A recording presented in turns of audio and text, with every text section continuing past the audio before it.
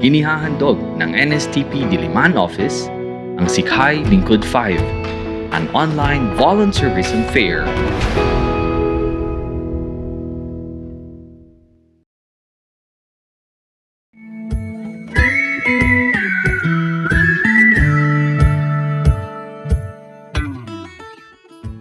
So before I begin, may I ask a question like, what is this tree? Would anybody know what this tree is that you see in front of you? So my clue is it's our national tree. So this is Nara. And Nara is actually also called the palit or naga. So this is actually very popular, no? Madalas siyang makita sa mga probinsya ng Apalit, Pampanga, tsaka sa Naga. Tapos, ang tanong ko lang, kung alam niyo na itong native tree na ito, nakita niyo na ba siya up close and personal, no? So dito mag-evolve yung ating conversation about the Philippine native trees. And sa tingin ba ninyo ilan yung native trees, no? Na meron tayo ngayon sa Pilipinas, no? Some of the questions na I want you to think about as we progress in this webinar. So lahat tayo, we wanted to save the environment, no? We always say na, I want to save the environment. I want to leave a legacy. And I want to do tree planting, no? To save the environment. But another question is, are we planting the right trees? So this is where PNTE comes in, where we help create awareness that it is necessary na magtanim tayo ng tamang puno, itanim natin yung mga native trees natin. So ano itong Philippine Native Tree Enthusiast? Ito ay isang organisasyon sa Facebook, no? Na-inspire ni Leonard Ko. So I was inspired by Leonard Ko way back in 2010 nung sumama ako sa isang tree walk niya, and he kept on saying that we cannot protect what we do not know, which is true, no? No matter how you say that we want to save the environment, but we don't know how to protect it because we don't know, no? What trees comprise our environment, no? And his love for native trees is so addicting na nahawa na rin ako. So, minahal ko na yung native trees. And marami na akong tanong na, what are these trees? Why are they important? Where are they? And how can I help in saving these trees? No? Again, PNTE is a social media group in Facebook. We created that in August of 2013. So, simple lang yung mga rules natin. It's easy to join. Just answer 3 questions. And you have the passion to learn, about native trees. There are no expectations and there are no initiations in this group. Tapos ang discussions natin more focus, on native trees and how we can conserve and preserve our native trees.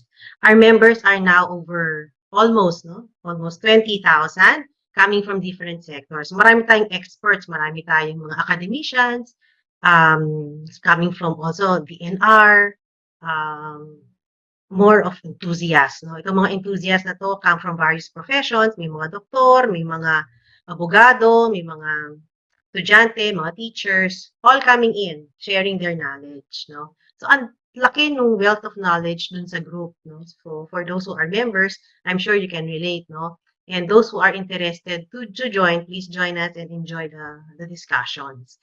So, because of that, parang curiosity, and that culture of being respectful, it has already created a more positive feedback loop. So, engaging na yung group na ito. Okay, it basically has 3 objectives. One is to inspire more individuals to be more aware, and care for the environment through native trees. And we educate, so we share what we learn and we collaborate. So if you look at the Facebook page, it has become actually a platform of knowledge sharing. So ang daming posts, no? So pag nakalimutan mong tingnan yung post for one day, marami na, nagpatong-patong na. And these are centered on tree identification, the tipong, ano ba yung puno na to sa may UP, di ba? Ano yung puno na to doon sa park? Anong puno to sa may kanto? Ganun. Tapos, how do you germinate? How do I propagate this particular tree na maganda? What are the things that I need to learn to reforest? Or if I have a farm, anong dapat kong itanim sa farm ko? Anong dapat kong itanim if I want to restore the watershed, things like that. And advices come in from experts and ordinary citizens with experiences, no? Yun. And then, maraming photographs. Marami kayong makikita mga pictures on native trees for easy identification.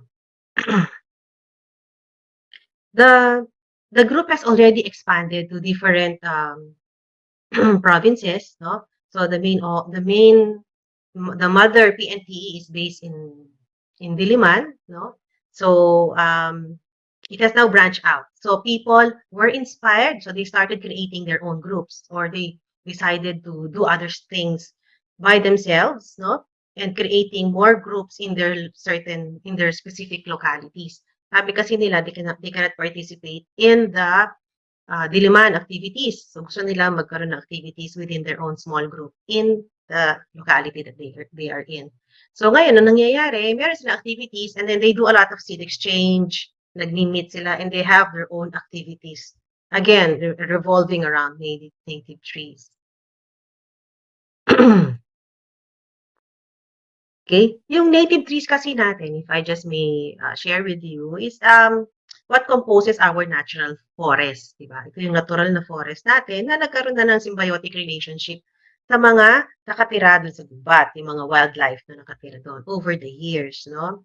And just to give you a few quick numbers here, meron tayong 3,600 native trees na nagsasabi ito yung ating heritage, no?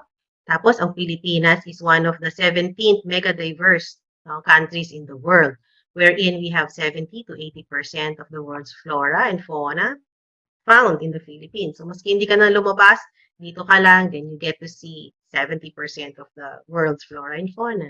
In terms of plants, no, we have 65% endemic. Ang sad part is that second tayo in the biodiversity hotspot, which means ang taas ng endemism natin, pero nawawala na yung ating gubat at a very fast rate. So this is where yung PNTEs come in, no? We encourage the awareness and propagation of our native trees, no? Side question lang, ano yung natural forest dito? Is it A or B? Yung A is the one that we saw in Bohol, di ba? Ito yung man-made mahogany forest. Yung B naman, ito yung sa Subic, no? So kung makikita ninyo, ang ganda ng forest ng sa Subic, di ba? Yung iba-ibang shades ng color. So ang natural forest talaga natin is B, where native trees flourish, no? While A is a mahogany forest, which we discourage, no? Because mahogany is bioinvasive, and it creates a negative impact to our biodiversity kasi may allelopathic effect siya. So our native trees are threatened, vulnerable, and endangered.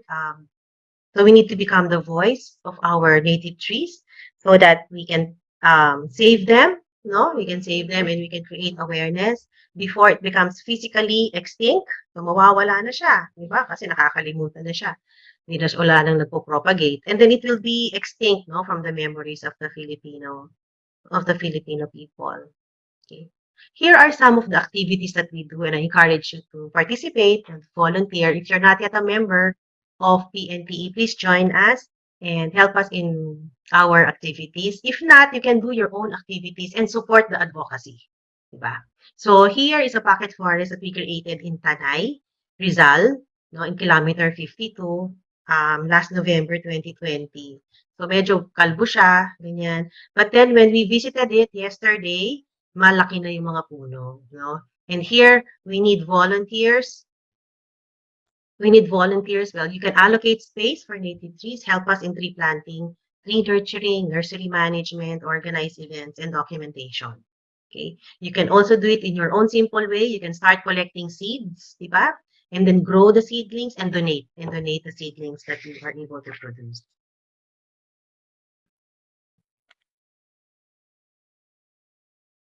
Okay. And then, we also do learning materials. So the learning materials is actually a collaboration, again, of volunteers who are good in organizing, doing research, writing, editing, layouting, and doing some graphic arts. No? If you have the skills, then we also need you here. No, help us create more materials so that we are able to spread awareness in different areas, no, in different fields where native trees are needed. And this one is a good example of a collaboration that we did.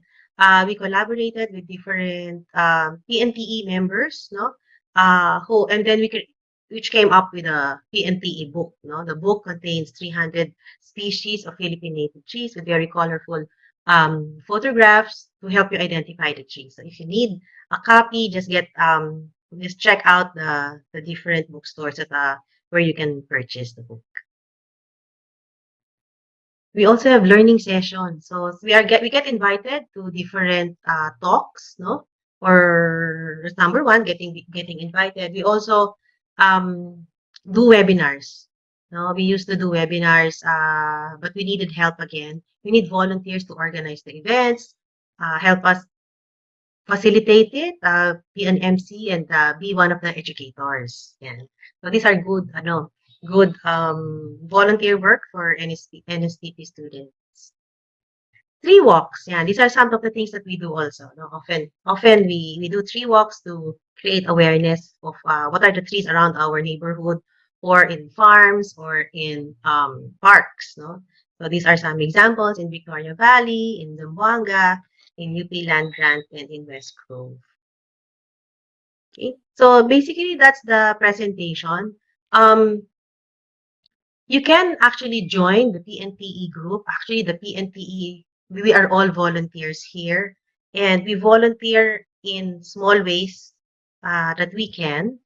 But here we organize specific activities, and maybe you can help us with these activities as part of your volunteer efforts. Thank you. Thank you very much.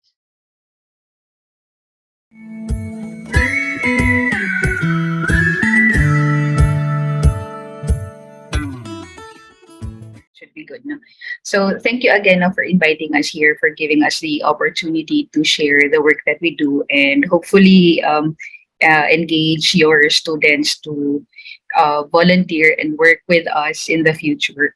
The first step in actually getting to the first step in knowing how to contribute is to learn more about the cause. May echo ano yung sinabi ni Ma'am kanina, no, na you don't know how to help kung hindi nyo talaga alam kung ano yung mga issues, ano yung nangyayari.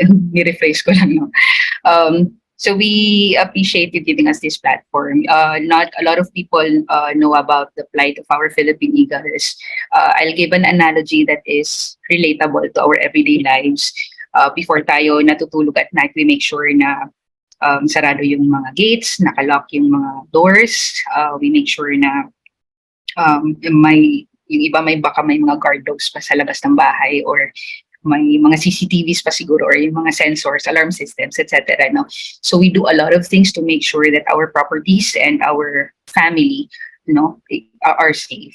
Unfortunately, with the Philippine eagles, they can't do it on their own. No, they live in the forest, in yung home nila. It's where they rear their chick. No, it's where they raise a family.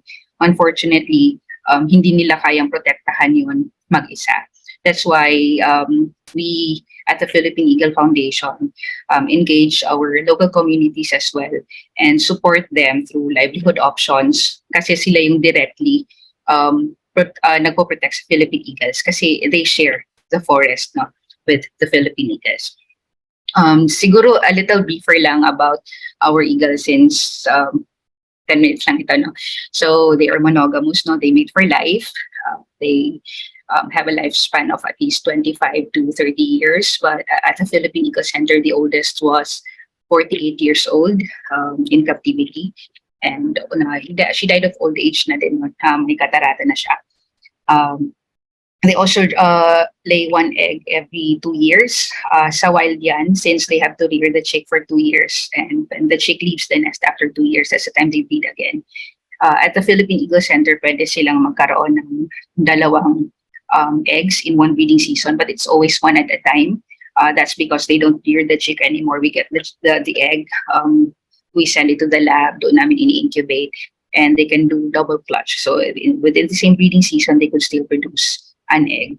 So maraming mga methods that we do based on the holistic approach namin sa Philippine Eagle Center. So we combine scientific methods and research with cultural knowledge and practices to create a holistic approach to saving the species from extinction. And with that, we also work with local communities and different organizations to maximize our operations both in situ and ex situ. So yung Philippine Eagle Foundation, it's a non-government non-profit organization. A lot of people ask bakit may entrance fee sa Philippine Eagle Center if we claim na it's non-profit, no?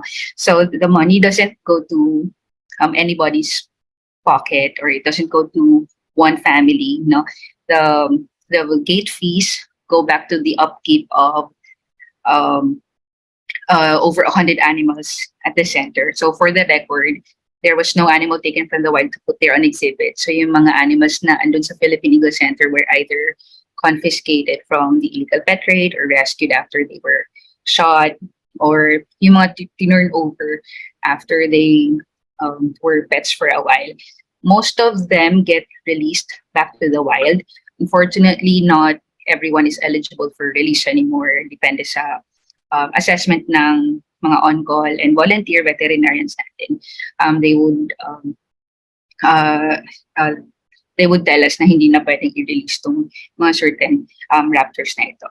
And that's why they retire at the Philippine Eagle Center for good. And yun yung mga animals that the guests see when they visit the facility. So the Philippine Eagle Foundation, we believe that the fate of the Philippine eagles, the health of our environment, and the quality of Philippine life are inextricably linked. No?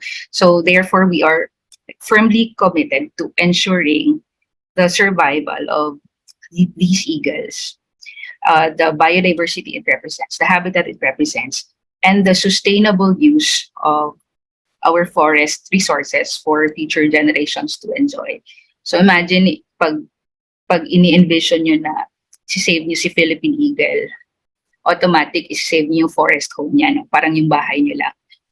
And then ultimately, nasi-save din yung ecosystem services for the next generation. So you make sure may clean water sila, you make sure may mga resources pa sila for like medicine, and even some raw materials when they build their houses. No?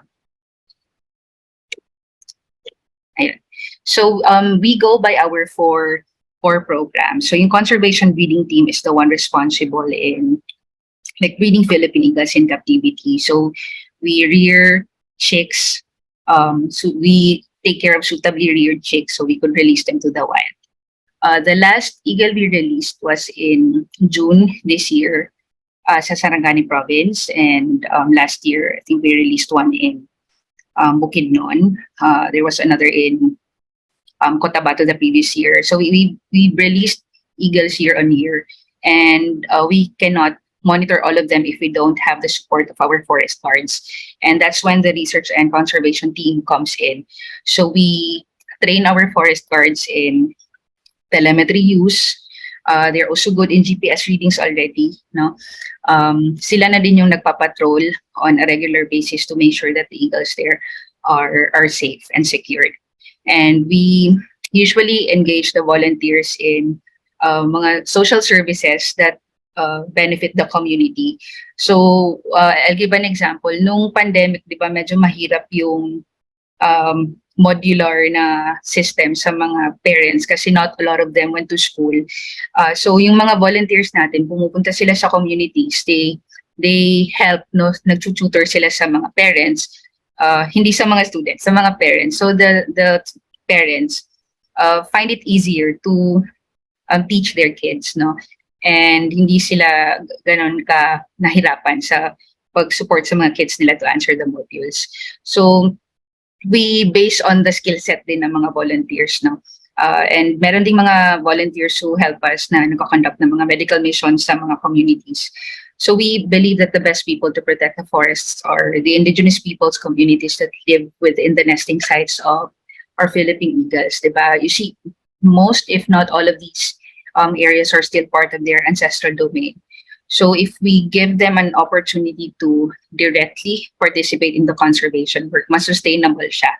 And aside from that, they would also feel proud, no, na part sila sa pag-preserve, no, ng Philippine eagles. And third is conservation education, which I'm a part of. No, our team is responsible sa mga interns and sa mga volunteers. And we also manage the Philippine Eco Center. So kung meron tayong mga visitors from schools, mga academic excursions, even trainings and webinars, we also do that. One of our challenges is how to change human perception or change human behavior and let the people understand the significance of having a captive breeding facility and saving the eagles from extinction. Medyo controversial din yung mga zoos, we all know that. But as much as possible, we try to explain that there was no animal forcefully taken from the wild to put there on display. Ayaw nga natin na nandun sila as much as possible. Una magastos din, no? But of course, there are certain facilities that do this so we could breed and then release. So as much as possible, tinatry natin na mas malapit yung ratio ng breeding and then releasing Philippine eagles into the wild.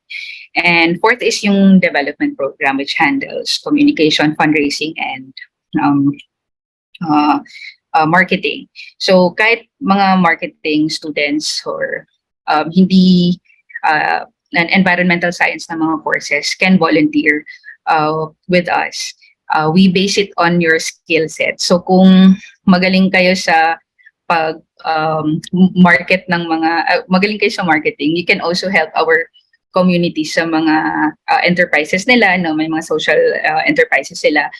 We've had students before who went to our communities, tapos nag-conduct sila ng training on packaging, yung mga aesthetic na packaging, and of course with the use of ecologically sourced materials. And then they helped our communities na ma-register sa DTI. So yung mga ganung bagay na ito yung strength nila, ito yung skill set nila, and ito yung best na makakontribute sila sa mga partner communities natin. So with that, it answers this, no? Why volunteer? Ito na yung mga na-cover ni Ma'am Feli kanina, no? Volunteering, it's really altruistic. Siguro nung medyo maliit pa tayo, sometimes may mga konting bribes pa yung mga guardians or parents natin na kung naghugas ka ng pinggan ngayon, may mga ganitong reward system or mga ganun, no? But minsan pag nakita mo na nahihirapan yung mga elders mo or yung mga friends mo or siblings mo, you help them, no, without any reward. That's the essence of being altruistic, di ba? Yung parang kusang loob mong binigay kasi gusto mong tumulong, gusto mong makakontribute, no? And anyone can actually volunteer. Even yung mga minors, they also come to the center and they do tour guiding at the facility. We have as young as 7 to 8-year-old students doing tour guiding at the center, giving animal information sa mga guests, no? They can also be accompanied by adults. And you can also do like an online volunteering with us. So I can probably leave my email address sa chat box, and para baka may questions kayo or you wanna apply, you can just email me. And then yung kanina when I said required skills, we really base it on your skill set.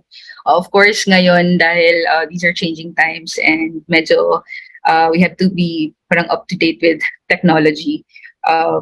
Mas kailangan natin ngayon yung mga volunteers who have creative skills, who can help us in our mga YouTube content kasi we want to spread the word out to as many people as possible, no?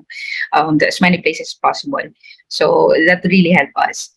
And you're all important kasi we are also undermanned. We are just a team of 30 to 40 people.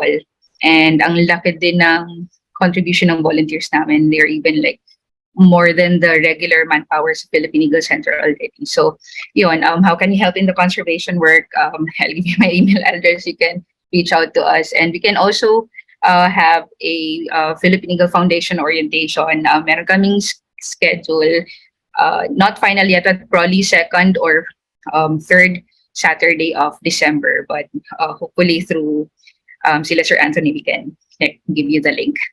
Ayun lang. Thank you.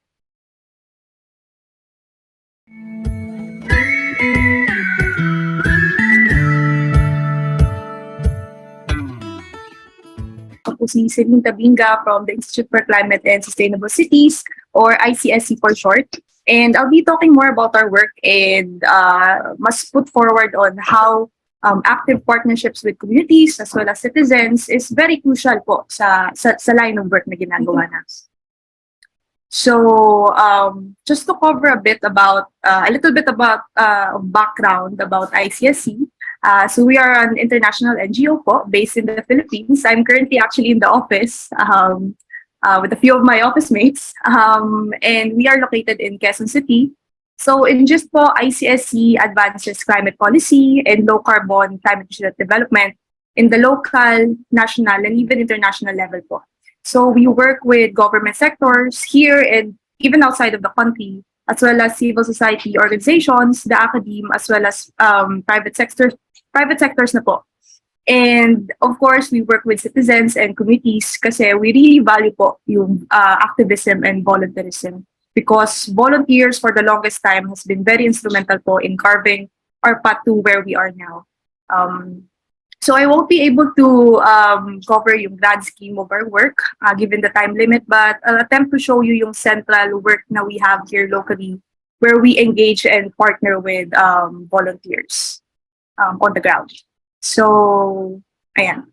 So ICSC's portfolio is quite big, but we're working on a lot of key issues. But yung central themes of ICSC can be summarized in three.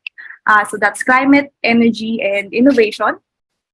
So a large part of our work is really on providing solutions to developmental problems, especially kung saan integral po yung renewable energy.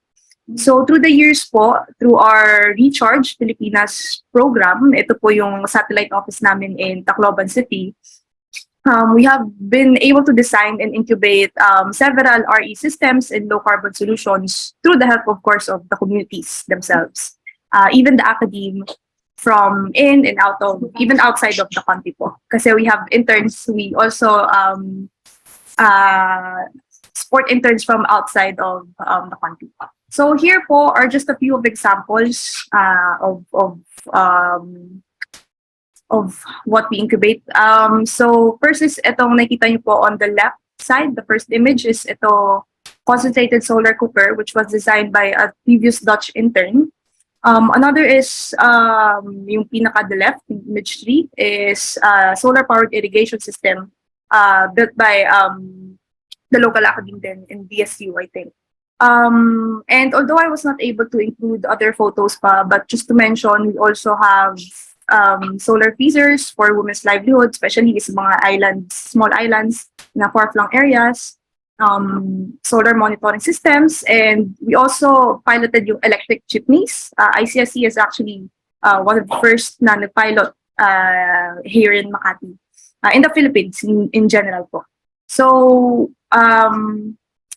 and then yung nakita niyo po sa gitna is what we call the solar tech packs. So this is a portable solar power generator that serves as an RE hardware tool used in community disaster preparedness and response. So ito pong tech pack, solar tech pack version 4, actually nasa version 5 na siya, and we're trying to still build and still improve the tech packs. This is basically it's designed po in such a way na kaya siyang bitbitin ng mga solar mamas, mga solar titas, solar lolas, para po kaya nilang madala ito in times of disasters. And as much as possible, we designed it in such a way na it's very easy for them to operate. So I think it's worth noting then that the solar tech packs were designed by the Yolanda survivors themselves. And we designed this in such a way na yung mga parts niya is locally available para madali siyang ma-replace and maayos in such cases na mag-breakdown yung solar tech pack. So, so that's just the gist po. And some of the works na we have been able to do in partnership with communities and volunteers, especially the academe. Like yourselves, mga estudyante lang din po na who want to test out yung mga innovations and technology na they're planning to do or they're building. Yeah, so just to give further context as to why we're doing what we're doing, this is because the RCP is a post-Yolanda initiative. Kasi we observe na the lack of energy talaga was one of the biggest challenges in recovery and rehabilitation efforts, especially during mga when disaster strikes.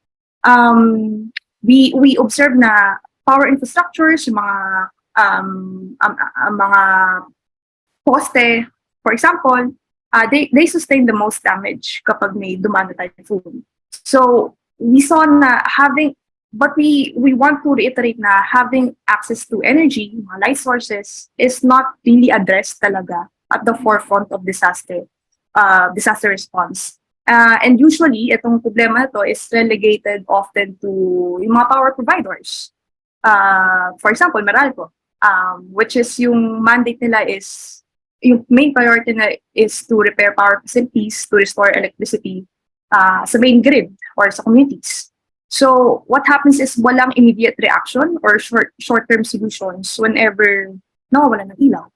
And having a light source is very, very critical, especially when it comes to the safety po of women and girls. So given this context, ICSC implemented what we call the Solar Scholars Training.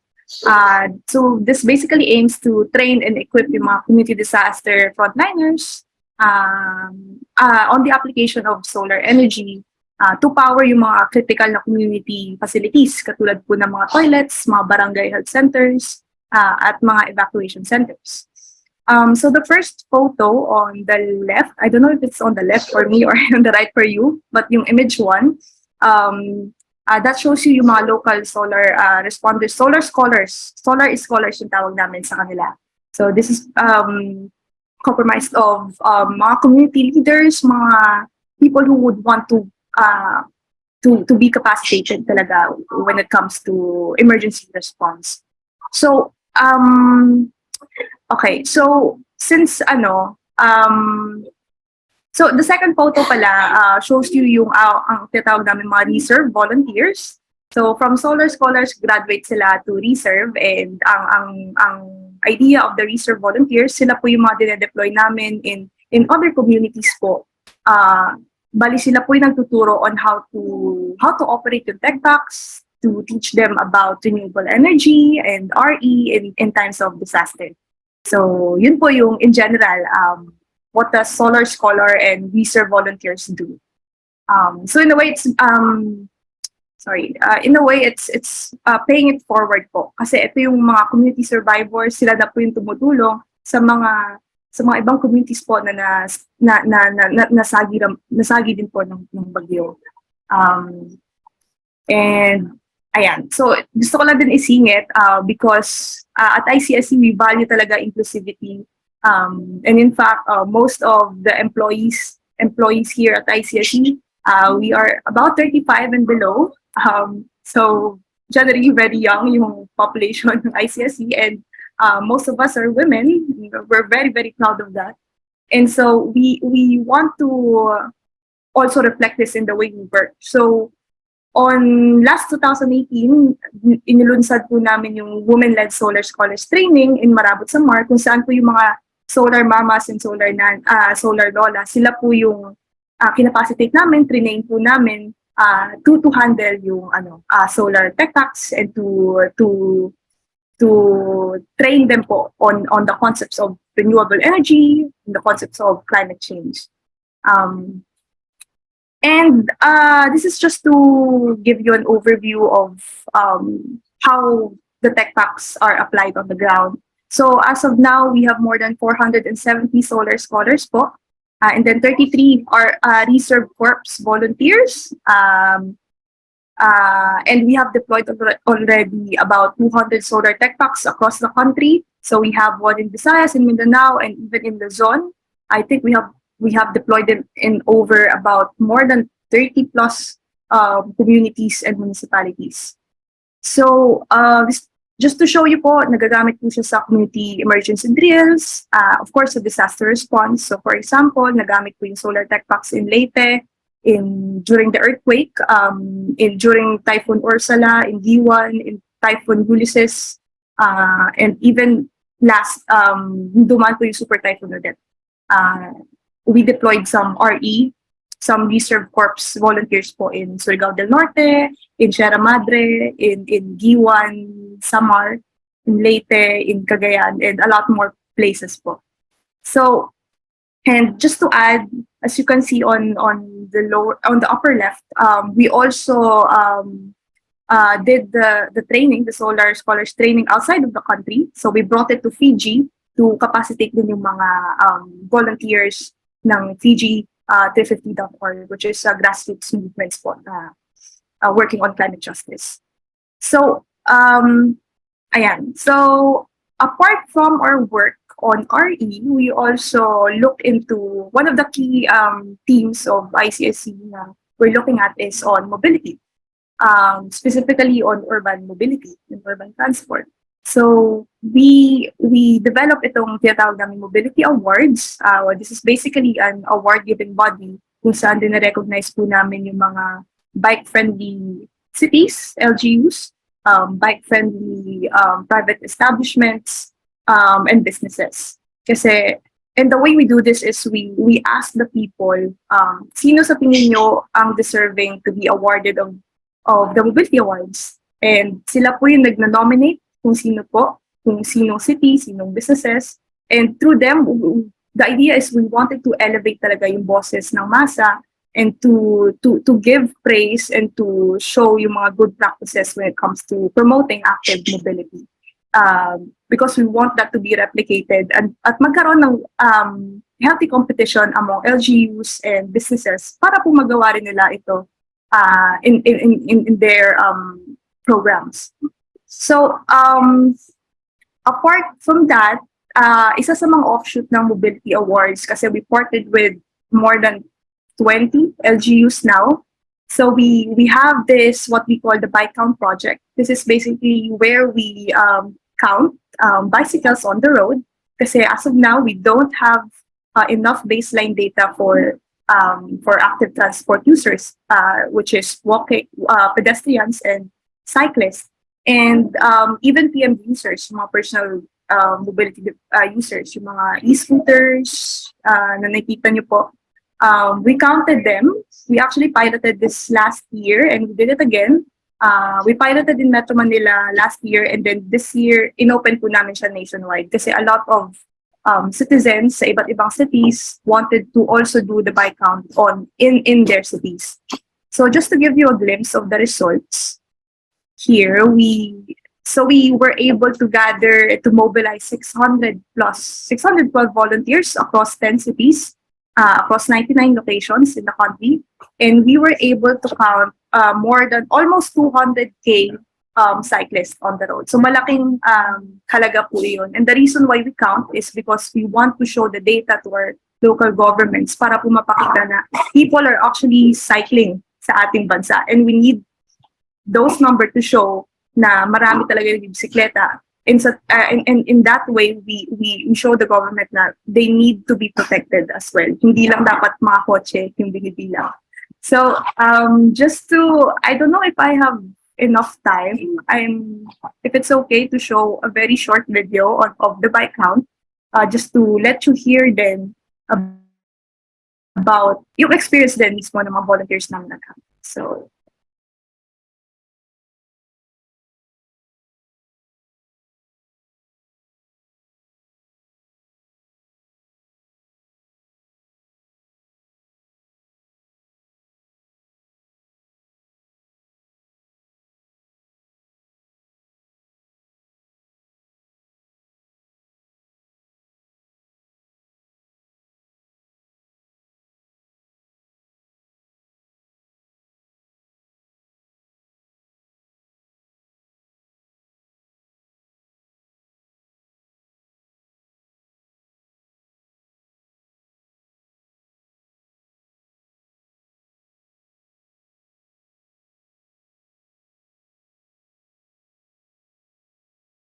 and Quezon City to count people on bicycles.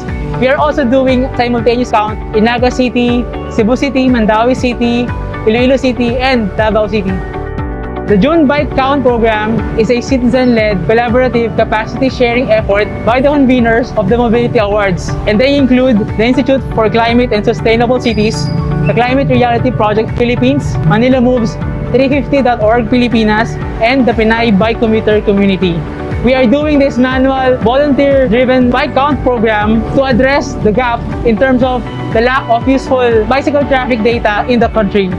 Active transport modes such as walking and cycling don't have consistent, uniform data collection and analysis system. And this is our effort, our contribution to help government fill in that gap, and hopefully they will take on the challenge of doing institutional, formal, and regular collection of bicycle traffic.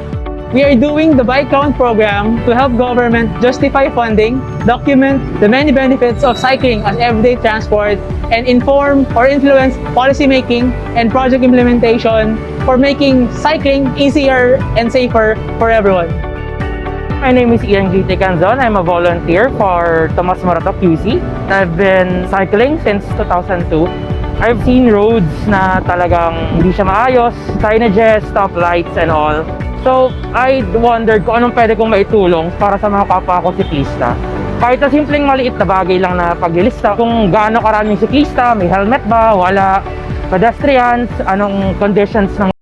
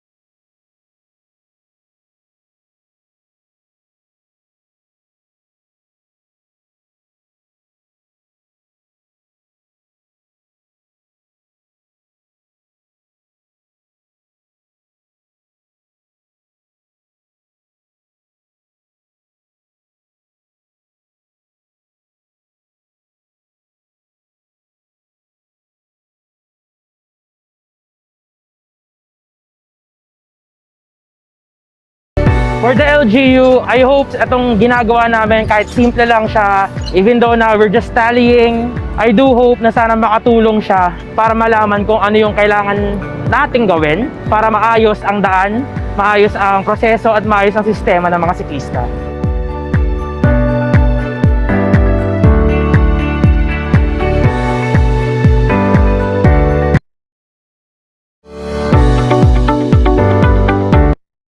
So how does this translate po?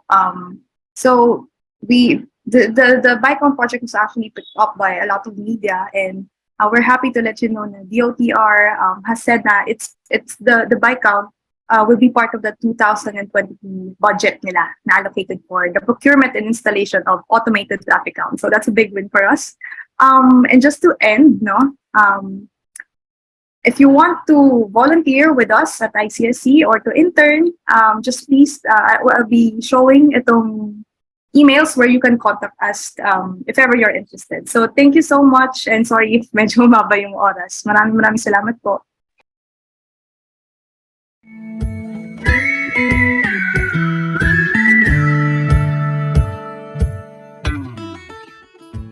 Hi, good afternoon, everyone. So, thank you, Kai. I think it was Anthony who invited me. Thank you, NSTP Sikhay Lingkod UP Diliman for inviting Haribon Foundation for us to promote yung volunteer opportunities on how can students participate in volunteerism sa Haribon Foundation. Okay, so before we start, ayan, so please like our page in Facebook and our social media accounts. That's Go Haribon, Instagram, LinkedIn, Twitter, and TikTok. So before I introduce to you who Haribon is, let's watch this short video. Sorry. Ayan.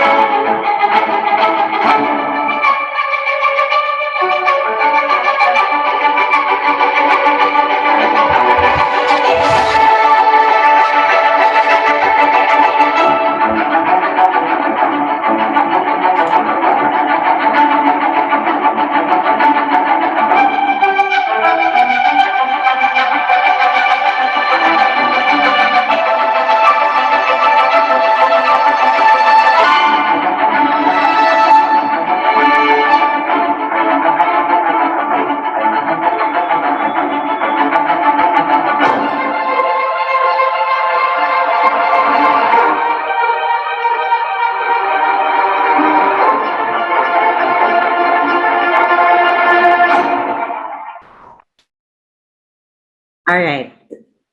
Okay, I think walang sounding video, no? All right, okay. So, just a bit of background for everyone. So, Haribon Foundation, it started as a bird watching society in 1972. Like yung katulad nung sinabi sa video, we are the pioneer environmental conservation organization in the Philippines. So, it has been in the country for almost 50 years. Actually, magse-celebrate kami ng 50 years this November 20 next week. And yeah, like what I've mentioned, it started as a bird watching society, and since then we've trained, nurtured, and empowered communities to be good stewards of nature, including individuals who form their environmental movements in the country. So our mission is to be the leading nature conservation membership organization, advancing participatory sustainable solution in the country. And our vision is celebrating people as stewards of nature. Okay, so Haribon is guided by 4 pillars. These are conserving sites and habitats, saving species, encouraging sustainability, and empowering people. With regard to conserving sites and habitats, so ano yung ginagawa ng Haribon? So Haribon works with variety of ecosystem to identify, conserve, restore, monitor yung mga sites and habitats important for biodiversity. So we normally work with LGUs and communities. And one of the projects that we like yung isa sa mga projects that we have before with Haribon is the Buhay Punlaan.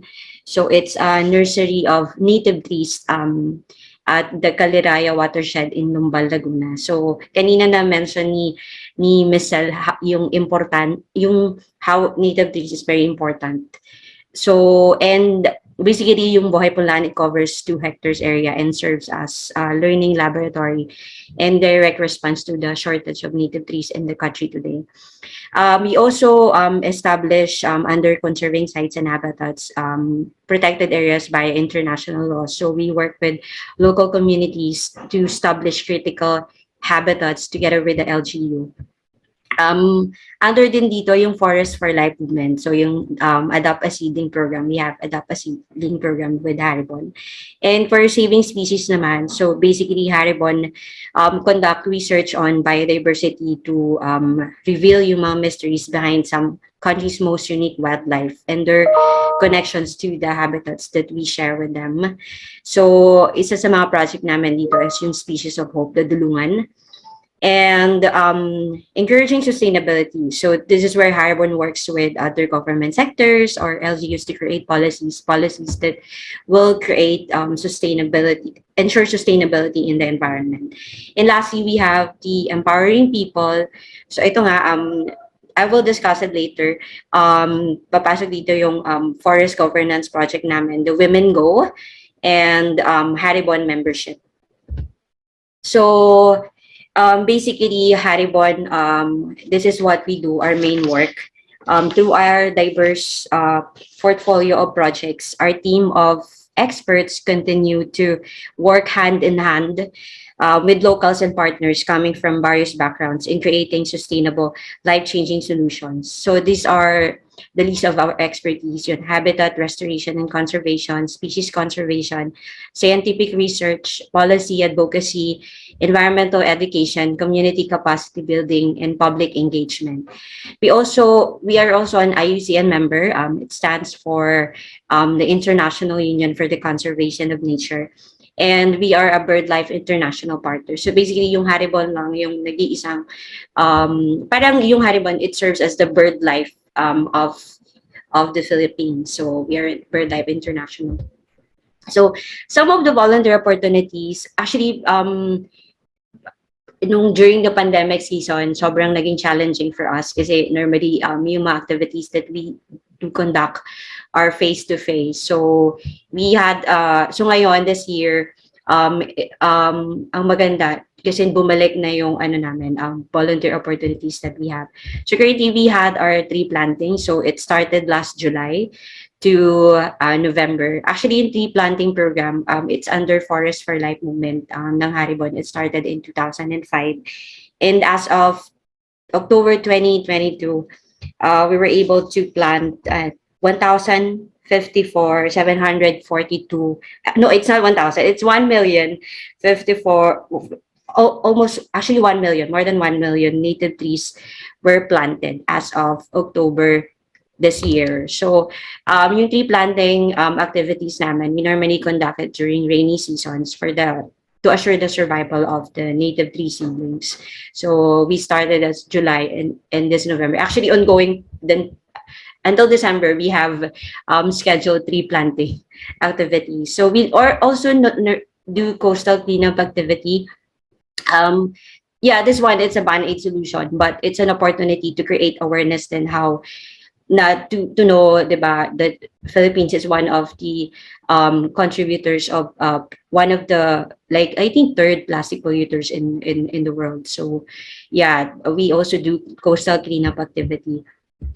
And some other volunteer opportunities, if ever you have a talent in writing, you can help us out in writing articles, especially for our newsletter, because we'll be doing it for we plan to do it next year. Documentation, if you have talent in arts and graphic design, you can tap us out, or probably you can send us an email. And hosting, we normally do webinars or other engagement activities. If you have talent in hosting, yung mga students, you can participate. And yeah, like what I've mentioned kanina, we also have the Haribon membership. Kanina si Miss Sel Tungol, I think she's a former Haribon member. Kasi her name sounds familiar. Ayan. So Haribon membership, it's the oldest program in Haribon. Kasi before Haribon, like what I've mentioned kanina, basically it started with parang Haribon Foundation, yung membership is Haribon, they are the very core existence of Haribon Foundation. So, Haribon Foundation, kayo, students, kasi we also have some Haribon members, you can join. Actually, yung Haribon membership that we have, these are named after, may different tiers. This tiers named after the endemic birds in the Philippines. So, Pipit, we call them Pipit, Pipid, Kikiro, Balisara, Punyalada, Kalaw, and Haring Ibon. So, I think for students, dito kayo papasok sa 16 to 18 years old. So, ito yung Haribon individual membership that we have. So, some of the benefits as a Haribon member, once you become a Haribon member, so yeah, you get to updated. Kayo yung magiging priority for volunteer opportunities if we have open tree planting. So, we send you an invite and you can join our tree planting activities or either coastal cleanup. You'll receive a membership shirt. This is applicable for the Balisara, the regular member. Voting rights, if ever you're above 18 years old, you can also, you have the ability to vote for our board of trustees. So we normally do it every like May or second quarter of the year. Invitation and discount on Haribon selected activities, and discount on Haribon selected merchandise and research studies available upon request. Ito, yung Haribon membership, I forgot to mention, this requires like an annual membership fee, but it's just a minimal amount. So, ayan. So you can just check it on our website. Then, as once you become a member, you will be asked to choose ano yung gusto nyo maging committee or what committee you wanted to be part of. So we have the membership and training, wherein you can help us out and promote learning, promote learning and development among members, visibility. So basically, yun nga, you update members about Haribon activities and related news, and you spread awareness about biodiversity conservation, advocacy, and communication. So dito papasok basically you network and campaign to push solutions for environmental issues, like yung nandito sa photo, championing the forest resource bill. Volunteer engagement, so basically you help us out in coordinating with different volunteers if ever we have tree planting. So pwede kayong tumulong on documentation, or pwede kayong you can also help us out. Kasi meron, before kasi pre-pandemic, we do other activities aside from tree plantings. We also do, yung native tree nursery propagation. We also do bird watching, native tree walk. So we hope that we can do it by next year, since we just started our face-to-face nung second half of this year. And fundraising, so you help us out in raising funds for Haribon Foundation for environmental conservation. And yeah, that's it. Actually, if you want to become a Haribon member, you can just scan this QR code, and it will direct you to the application form. And once you fill out the application form, so we'll just send you the next steps on how you can be a Haribon member today. So that's all. Thank you.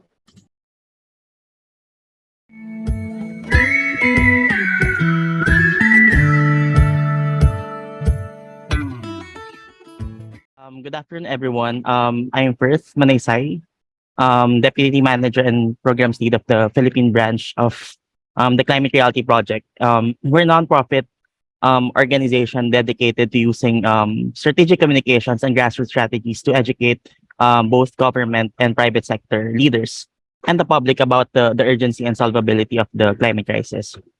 So yeah, with that, allow me to start my presentation. So we were founded by Vice President, former U.S. Vice President Al Gore in 2006, and the Climate Reality Project. It's a nonprofit organization dedicated to catalyzing a global solution to the climate crisis. So we train and mobilize people to become powerful climate activists, and we actually call them climate reality leaders. And one perfect example is actually Celine, who discussed earlier about mobility awards.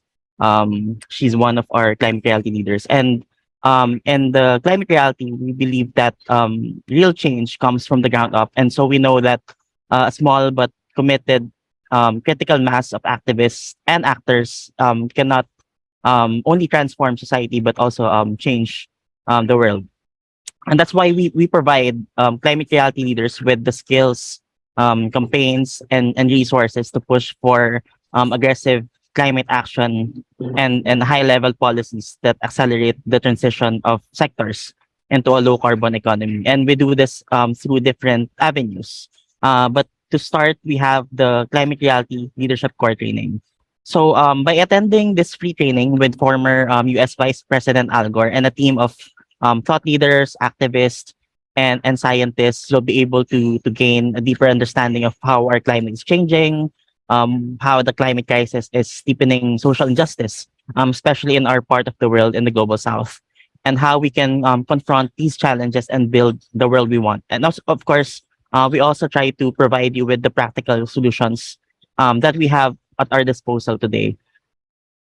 And just as important, by attending the climate reality leadership training, you'll start building the skills and network to be able to raise awareness and influence public opinion, to inspire your friends, colleagues, and community to take action, and also to effectively pressure to push policymakers to act on bold, just climate solutions. Yep. And then people come to climate reality leadership core trainings from all walks of life and backgrounds. So some of the people you'll meet would include community leaders fighting fossil fuel pollution, parents who are very much concerned about the future of they want to give their children. You have young people like you who are ready to take charge of their tomorrow. We also have seasoned activists and business leaders who want to embrace real sustainability. Yeah, today Climate Reality has trained more than 42,000 climate reality leaders from 174 countries. We equip them with the knowledge and tools to shape public opinion, to inspire action for their communities, and lead the global fight for solution. And aside from the leadership core training, the Climate Reality has established 11 branches that work independently in their regions and yet collaboratively with each other to drive climate solutions around the world. And these branches serve as sort of like the interface between climate reality headquarters in Washington, D.C. and the climate reality leaders in a specific area. And one of these branches is here in the Philippines. In the Philippines, we have 1,818 Filipino climate reality leaders. And yeah, Celine, a while ago, is one of them. So they come from different backgrounds and working industries. Some of them are in the highest echelons of government. Some are working in the Senate, actually, and the Climate Change Commission, and some are working in the private sector, and some are working for civil society organizations you've probably heard of, like WWF, Greenpeace, etc. And others are working grassroots and community levels through their own organizations. Yeah, that's why when the branch relaunched in 2020, one of our goals was to continuously empower our Pinoy climate reality leaders even after the formal leadership core training. And we wish to embolden climate reality leaders by creating spaces and finding opportunities for them to voice their opinion, to be able to actively participate in the government's policymaking processes. And also, we are also working to provide continuous and valuable learning opportunities that will enable and inspire them to consistently engage with the branch and further elevate their acts of leadership. So we have three main pathways of engagement. First, we have Klima Totohanan. You can visit it on our Facebook page, which is a regular and ongoing webcast designed to deepen our climate reality leaders' knowledge and understanding on the climate crisis and to challenge them to take bolder climate action. We also have Klima Eskwela, our climate school. We provide courses on climate policy, and science, as well as concepts and principles and practices on climate resilience. And then we have Klima Pandayan or climate campaigns workshop. So we provide skills training to learn for them to learn approaches, skills, and tools on how to be effective climate campaign leaders. And to ensure a more effective engagement pathway for climate reality leaders in the country, we established a cluster system patterned after the strategic priorities of the Philippine National Climate Change Action Plan, as you can see on your screen. So climate reality leaders were asked to choose their cluster membership based on their specific areas of expertise, interest, advocacy, or initiatives. So there's also special cluster for youth aged 15 to 30 years old, and majority of our members are actually youth. So we have 1,800, and more than half of them are like around 900 plus are youth from the youth sector. So these are our strategic priorities. So first, we have Re-Energize PH. This is our campaign to really be able to increase the knowledge and capacity of private business companies to transition to renewable energies through the Green Energy Option Program. Then we have the Mobility Awards, as Celine discussed a while ago. We recognize bike-friendly cities, bicycle-friendly cities, and pedestrian-friendly cities, commercial establishments, and workplaces, and challenge them to be able to keep up in terms of promoting sustainable urban mobility. Then we have the plastic-free reality. We also do campaigns to build a community of practice on zero-waste solutions. And the end goal is really to be able to support the passage of a national anti-single-use plastic policy. Then climate arts and activism. So part of this is the engagement pathways that I discussed earlier. So we try to raise climate awareness, build capacities, and incite community action through arts, humanities, and science. So as you know, organizations like Climate Reality exist because of climate change. So and the Philippines is always consistently one of the most affected by catastrophes. And as you know, the country is still in the process of recovering from the typhoons that it was hit this year, and which really makes it harder for communities to adapt for incoming typhoons. And Philippines, of course, as you know, due to its archipelagic nature, is regularly exposed to tropical cyclones. Yeah, climate change, of course, it's real and it affects every facet of our lives in our country and around the world. And concerted efforts of countries, especially those who contributed more to the warming of the earth, countries with high greenhouse gas emissions, are really necessary to solve the climate crisis. And these are the following global frameworks on climate action to ensure that every country is doing their part on climate response. So you have the Sendai framework on disaster risk reduction, which aims to for the substantial reduction of disaster risks and losses in lives and livelihoods and health, and also like in the economic, physical, social, and environmental assets of persons, businesses, communities, and countries. And then you have the UN Sustainable Development Goals, as well as the Paris Agreement, a global action plan to limit global warming well below 2 degrees Celsius and pursuing efforts to limit it further below 1.5 degrees. And then in the Philippines, we have 3 local frameworks to ensure that climate action is given an equal or greater priority in the government. We have the National Climate Change Action Plan, which, as I showed a while ago, there are 7 priority areas for climate action. We have the nationally determined contribution, where we lay out the country's greenhouse gas or carbon emission reduction targets to meet the goals of the Paris Agreement. And then lastly, we have the Philippine Development Plan, which incorporates climate change and disaster risk in the national strategies. So yeah, but what are exactly are the roles and contribution of youth towards achievement of Sustainable Development Goals, or SDGs, which is really the world's blueprint for attaining prosperity while protecting the planet. So young people usually bear, like you usually bear an unprecedented potential as genuine advocates for sustainable economic, social, and environmental progress. And with the right mechanisms in place and continuous engagement, we think in climate reality, we think the youth can serve the following roles. First, as mobilizers, provocateurs, and convergence builders. So given your resolve to pursue meaningful collaborations and partnerships and alliances, um, both within and between generation, we think being familiar with public and private spheres, as well as online spaces, young people like you can be powerful communicators of the need for a just implementation of climate action and SDG actions, and you have the ability to mobilize communities towards holding those and power accountable for their actions, and starting provoking and open conversations about the necessary changes we need to take to pursue sustainable development and climate action.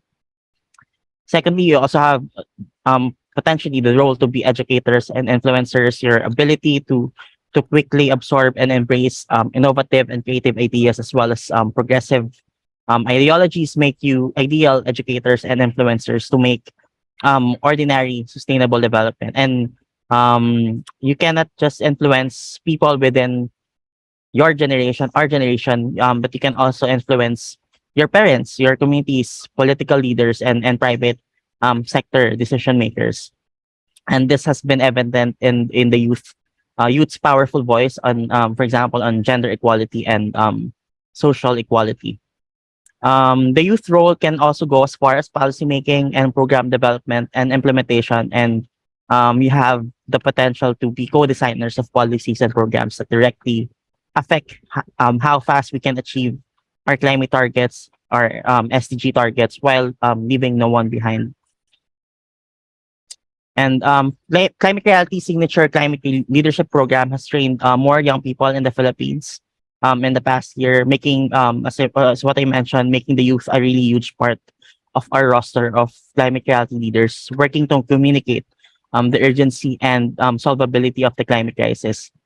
And clearly, the youth is really a resource waiting to be tapped. And the danger, however, is really over instrumentalizing or tokenizing them and failing to deal with them using the lens of capability, equity, and welfare. And so, yeah, what are the best ways to provide enhance opportunities for young people to contribute to climate action? And for us in Climate Reality Philippines, we are guided by the following steps. First, we listen, acknowledge, and respond to what the youth has to say. So we ask them the questions: what role do you want to assume in the climate and sustainability movement? What do you want to understand more? What do you need to make it easier for you to contribute? And then we cater to their responses as much as possible, and as long as it is within the bounds of our organization. And there are times that our youth leaders may know the answer, and that is also okay. And the imperative is really to help them explore and find their space in this movement through capacity building activities like skill sharing sessions, webinars, and mentoring programs, among others. Second, we encourage innovation, creativity, and convergence. We connect the youth with other stakeholders and groups that will be able to help them turn their ideas and plans into reality. So we find platforms for our young climate leaders to seek support for their initiatives. And lastly, we find them a seat at places of influence. So we believe that youth has to be part of a bigger conversations on challenging development norms for sustainability. And this is why we also create opportunities for them to communicate with those in power. An example of this is when we facilitate their participation in congressional meetings and government consultations. And the common theme for these three steps is really empowerment. So we empower by listening, supporting, and helping them voice out their opinions and pursue their ideas. And with support not just from us in the civil society, but also from the government, private sector, and the academy, we believe the Filipino youth can help us push for aggressive actions and high-level policies, high-level action and policies that will really accelerate the achievement of our climate targets. To give you some ideas on what initiatives you can probably replicate for your communities, here are some of the work that our climate charity leaders are doing. So first, we have mother and daughter, Rina and Danny Papio, who are leading Green Space, which is a food composting company. So through Green Space, Rina and Alyssa and Danny are promoting composting as a viable alternative solution to food waste instead of sending them to landfills.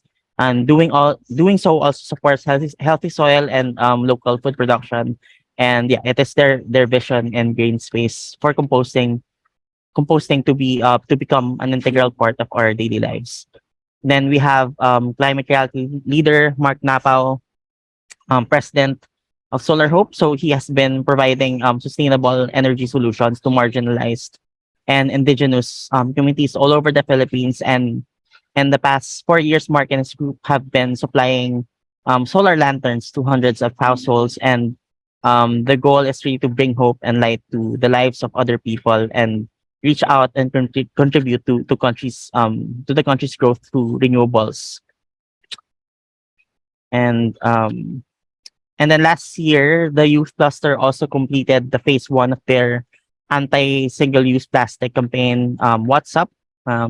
So through 17 challenges spread over 4 weeks, our young climate reality leaders challenged themselves and their circles to single out single use. And they started with educating themselves and affecting personal changes and understanding that there's always action that we can take individually, and every effort is necessary, especially when done collectively.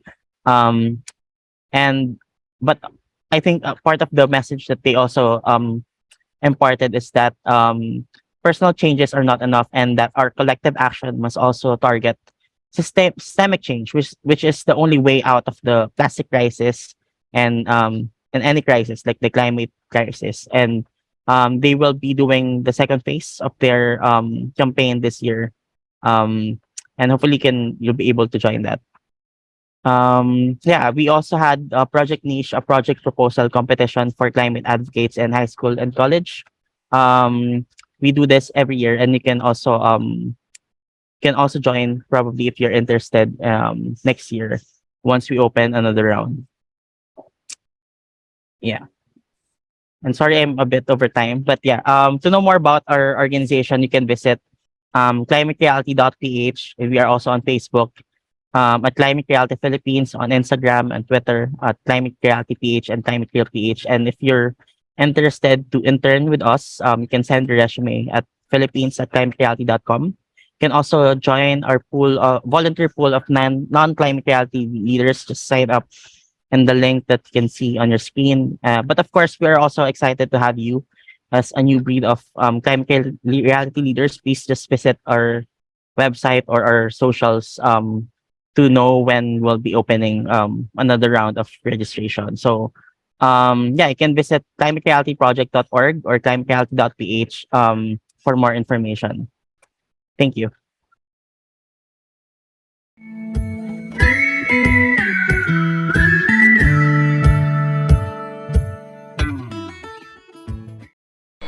Maraming salamat po sa inyong pakikiisa ngayong hapon sa ating keynote speaker, sa mga fellow presenters natin from DSWD, Philippine National Volunteer Service Coordinating Agency, AFP, CDRC, CDP, OCD, QC Firefighters Volunteer Association, Akay Missions, Make-A-Wish Foundation, Philippine Native Tree Enthusiast, Philippine Eagle Foundation, Institute for Climate and Sustainable Cities, Haribon Foundation, Climate Reality Project, HRVVMC, Santa Maria Bulacan Municipal Jail, WITAC Manila at Kapit Kamay Alternative Learning Avenue. Maraming salamat sa pagbabahagi at pag-engganyo sa ating NSTP students sa mga paraan upang sila ay makiisa at makapagpatuloy sa paglilingkod sa bayan. Kami sa NSRC o National Service Reserve Corps at NSTP Office ay umaasa na higit pang magiging masikhay ang ating serbisyo sa ating bayan, lalo na ngayon tayo ay babawi sa mga nawala, naantala at nahuli dahil sa pandemya. Muli, sa ating NSTP students at reservists, sanay ito ay simula pa lamang ng ating pag-aalay ng sarili, tulad ng sinisimbolo ni Oble para sa Pilipinas. Maraming salamat at magandang hapon po sa ating lahat.